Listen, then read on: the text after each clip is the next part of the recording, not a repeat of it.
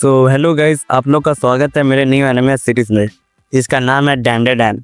इसका सीजन 2 का first episode आ गया है और जिसको आज हम लोग एक्सप्लेन करने वाले हैं। कहानी की शुरुआत होती है सीजन 1 के लास्ट एपिसोड से, जिसमें मिस आशा हॉट स्प्रिंग्स पर अकेले नहाती रहती है। तभी कुछ लोग उसके पास आते हैं और वे पूछते हैं गेटर्स के बारे में मिस आशा को। मिस आशा को लगता है रेप्टाइल के बारे में बात कर रहा है। गेटर्स जो कि न्यूड लड़की पर अट्रैक्ट होती है, ये कहकर बोलते हैं हम ही है वो गेटर्स जो कि अब तुम्हारा शिकार करने वाले हैं, और मिस आशा के नज़दीक जाते हैं। मिस आशा सोचती है क्या वो उन्हें निपटा सकती है। उसे लगता है कि अगर वो मेन लीडर को डाउन कर देगी तो बाकी लोग डर के मारे भाग जाएंगे। इससे पहले वो कुछ कर पाती, वे लोग उसका हाथ पकड़ के नीचे गिरा देते हैं। इसके कारण मिस आशा अपना पावर्स यूज नहीं कर पाती। तभी अचानक से पीछे से एक पाइप फटकर उन्हें लग जाता है। तभी मिस आशा वहाँ से भागने की कोशिश करती, लेकिन उससे पहले उसका पैर पकड़ लेता है। मिस आशा को लगता है अब वो नहीं बच पाएगी। उसके ऊपर से और एक बड़ा दरवाजा गिर जाता है जिसमें सारे लोग फंस जाते हैं। मिस आशा तभी टर्बो ग्रैनी को देखती है और बोलती है वो यहाँ कैसे है। टर्बो ग्रैनी बताती है वो चुपके से तुम लोग की बात सुन लिए रहती है जिसमें हॉट स्प्रिंग्स की बात होती है, तो वो उसके बैग में घुस कर यहाँ पहुँच गई। इसके लिए वो टर्बो ग्रैनी को थैंक यू बोलती है, लेकिन टर्बो ग्रैनी एक्चुअली में कुछ किए ही नहीं रहती है। जो हो गया अपने आप हो गया। इतने बड़े एक्सीडेंट के बाद वहाँ पुलिस आ जाती है छानबीन के लिए। उन्हें लगता है ये सब जो भी हुआ इन लोगों की वजह से। ये देखकर वे लोग वहाँ से भाग जाते हैं। मिस आशा गुस्सा से कहती है छोड़ना मत उन सालों को। मिस आशा को ये जगह थोड़ी स्ट्रेंज लगती है। ये कहकर वो जीजी घर के बारे में पूछती है टर्बो ग्रैनी से। टर्बो ग्रैनी बताती है जीजी घर एक्चुअली में ब्लड से घिरा हुआ है। जीजी और अकुन उस गुफे के बारे में डिस्कस करते हैं क्या उन्हें अंदर जाके चेक करना चाहिए, लेकिन वहाँ कुछ उन्हें प्रॉब्लम भी हो सकती है। इसके लिए वो मिस आशा का वेट करते रहते हैं। तभी उसके घर का डोरबेल बज जाता है। जीजू को लगता है वो मिस आशा है, लेकिन वे लोग होते हैं कीटो फैमिली, जो कि देखने में ही बहुत क्रीपी रहता है। वे लोग गप्पे लड़ाते लड़ाते स्नैक्स खाती रहती। वे जीजू को भी स्नैक्स ऑफर करते, लेकिन वो कहता है नहीं वो ठीक है। जीजू जो कि कीटो फैमिली घर में रहता है वो भी फ्री में, क्योंकि उसका पेरेंट्स हॉस्पिटलाइज्ड है। जीजू इसके लिए थैंक यू बोलता है। वे लोग बोलते हैं अगर वो ना होते तो वो अभी तक कोई स्ट्रीट में रहता। ओकुरुन जीजी को पूछता ये क्या कह रहे हैं ये लोग। जीजी बताता ये सब सच है। वो यहाँ कीटो फैमिली की वजह से फ्री में रहता है जब तक उसका पेरेंट्स पूरी तरह से हॉस्पिटलाइज नहीं हो जाता। ओकुरुन कहता क्या होगा जब वे लोग वाल के बारे में पता कर लेंगे। जीजी उसको चुप रहने को कहता जब तक वे लोग खुद से पता ना कर पाए। उसे लगता है वो इस बार भी कोई स्पिरिट मीडियम लेके आया है ये घर में। ये सुनकर वहाँ के सारे लोग गुस्से से कहते हैं क्या तुम्हें अभी भी लगता है यहाँ कोई घोस्ट है और इसके लिए तुम हमारे प्रॉपर्टी हमसे छीनना चाहते हो। जीजी स्माइल करके बोलता है बिल्कुल नहीं। क्या ये तुम्हें कोई स्पिरिट मीडियम लगता है, लेकिन ओनर को उतना भरोसा नहीं होता। वो कहती है उसके पास गन का लाइसेंस है, अगर वो कोई चालाकी की तो उसे उड़ा देगी। ये कहकर वो जीजी की ओर गन पॉइंट करती है। जीजी कहता है लाइसेंस के बावजूद भी वो किसी को मार नहीं सकती। तभी उन लोगों के बीच एक पुलिस वाला आ जाता है, लेकिन वो पुलिस वाला कीटो फैमिली के अंडर में रहता है। वही उन लोगों को हॉट स्प्रिंग एक्सीडेंट से बचाया था। ये सुनकर उनकी माँ पूछती है क्या हुआ। वे लोग बताते हैं थोड़ा सा एक्सीडेंट था बस। पुलिस वाला बताता है कि अगली बार ऐसा गलती ना करे, नहीं तो वो दोबारा बचा नहीं पाएगा। इसके बाद जीजी को पूछता है इतने दिन वो कहाँ था। जीजी बताता है वो बस अपने फ्रेंड के घर गया था।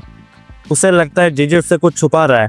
वो कहता है अगर वो झूठ बोल रहा है तो उससे बुरा कोई नहीं होगा। ये कहकर ओकुरुन को एक सवाल पूछता है अगर वो उसका दोस्त है तो जीजी का फेवरेट सॉकर टीम क्या है। ओकुरुन थोड़ा घबराता है, लेकिन वो जैसे तैसे करके पेरिस सेंट जर्मन बोल देता है, यानी कि चैंपियंस लीग विनर PSG। ये सुनकर उसे भरोसा हो जाता है ये उसका दोस्त है। वे लोग कहते हैं उन दोनों के अलावा वो लड़की कहाँ है और वो कब वापस लौटेगी। जीजी कहता है यहाँ उन दोनों के अलावा कोई लड़की नहीं है। इन्हें तुरंत पता चल जाता है वो उनसे झूठ बोल रहा है। उसके बाद हम देखते हैं मिस आयशा को श्राइन के तलाशा पहुँच जाती है। वहाँ पर एक बंदा शायद कुछ आसन करते रहता है। मिस आयशा उसके पास जाके सुचिनो को श्राइन के बारे में पूछती है, जिसमें एक स्नेक मॉन्स्टर का वर्शिप होता है। वो बंदा यूट्यूबर बनना चाहता है, इसलिए वो प्रैक्टिस करते रहता है। उसको अंदर आने को कहता है। मिस आयशा कहती है उसके पास इसके लिए कोई पैसा नहीं है, लेकिन वो मान जाता है। मिस आयशा सोचती है ये काम खत्म होते ही वो बाद में ओकुरुन से मिल लेगी। मिस आयशा जब उसे देखती है वो बिल्कुल सुचिनो को जैसा नहीं रहता। वो बंदा बताता है कि इसके गांव में बहुत साल पहले एक बहुत बड़ा स्नेक का आतंक था। वो जब भी भूखा रहता गांव को पूरी तरह से वोल्केनो से अपनी चपेट में ले लेता। इससे बचने के लिए गांव वालों अपने ही बच्चों को शिकार बनाते हैं स्नेक के लिए और उसको पूजा करते हैं। इसके बदले में उन्हें हॉट स्प्रिंग्स मिला है इसी की वजह से 200 साल के बाद भी अभी तक वॉल्केनिक इरप्शन नहीं हुआ है।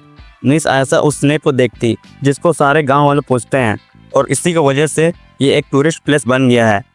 वो बंदा कहता है ये जो भी हुआ इसके पीछे इंसानों का ही हाथ है। मिस आयशा कहती अगर तुम इतना ही जानते हो तो यूट्यूब में सारे बात खुलेआम क्यों नहीं कहते हो। लेकिन वो कहता है नहीं, वो बस हेडस्टैंड के लिए यूट्यूबर बनना चाहता है। तो वहाँ से जाने के बाद वो सोचती है ओकुरुन और जीजी आपस में क्या कर रहे हैं। वो देखती है कि ओकुरुन और जीजी जमीन में जख्मी हालत में रस्सी से बंधे हुए हैं, जिसको कीटो फैमिली उन दोनों का सेक्रीफाइस करना चाहते हैं। ये देखकर मिस आयशा एक जोर पर लात मारती है और अपना पावर से जोर का फेस में ब्लो जड़ देती है और बारी बारी से सारे लोगों को मारती है। तभी एक बंदा को डाउन करके उसका मेन पार्ट में लात मार देती है और वो वहीं बेहोश हो जाता है।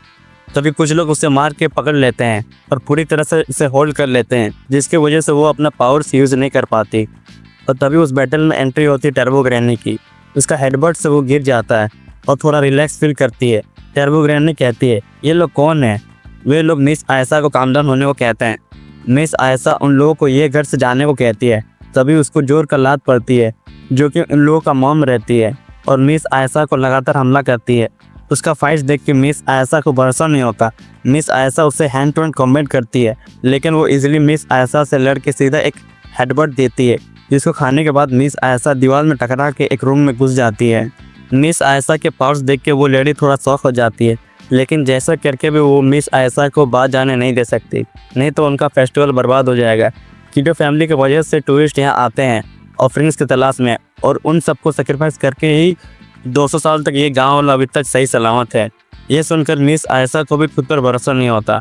वो बताते हैं कि ह्यूमन सेक्रीफाइस के लिए वे लोग ऐसा घर बनाए हैं और उसके साथ ऑफस्प्रिंग्स भी, जिसको देखकर सारे लोग आते हैं और उनको सेक्रीफाइस कर दिया जाता है फेस्टिवल में। इससे ये तो पता चलता है कि जीजी भी सेक्रीफाइस होने वाला है और साथ ये दोनों भी। फिर मिस आयशा उसके अंदर जाती रहती है जो डायरेक्ट स्नेक का फूड बन जाएगा। इसके लिए वो अपना पावर से ऊपर जाने की कोशिश करती है, लेकिन कीटो फैमिली उसे वापस मार के नीचे धकेल देता है। तभी कुछ देर बाद जीजी और ओकुरुन कीटो फैमिली को रोकने की कोशिश करती है। ये देखकर बाकी लोग उन दोनों पर हमला करते हैं और ओकुरुन मिस आयशा को बचाने की कोशिश करता, लेकिन सारे लोग वहीं गिर जाते हैं। जैसे तैसे करके मिस आयशा और ओकुरुन बच जाता है, लेकिन जीजी थोड़ा मुश्किल में रहता है। वो एक पाइप में लटके रहता है।